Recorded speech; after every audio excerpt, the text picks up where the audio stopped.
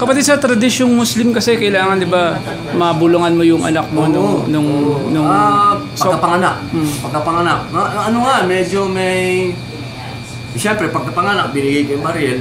Alam ni Mariel yun, yung tradisyon na yun. Pinalabas mo na namin lahat. Kung wala na, tinext niya ako, wala na. Ginawa na namin yung ritual.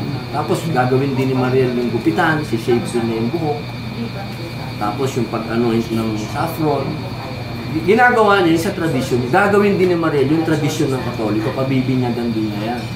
Yun pa nga, isang atraso ko. Hindi ko nasabi kay Mayor, may nakukuha siyang kilo. Dahil mo namin. Hindi mo sabihin, baka kailangan ka namin. Yung kabiling-bilinan ni Mariel yun. Hindi ko nasabi pa. So, ganun ba yung mga iisipin pa rin ng tao na nabigyan kayo ng galing?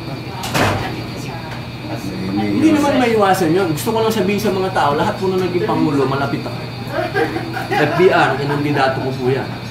Si Era po, uncle ko po yan. May mga pinsan po ako, anak niyan. Ang unang asawa ko is Tita Pitching, pinsan ko.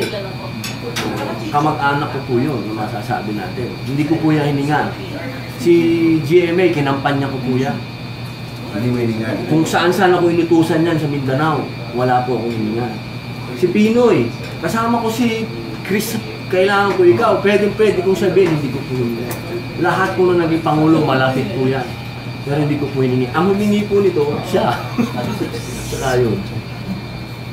Angelica, you may answer or not, no? Pero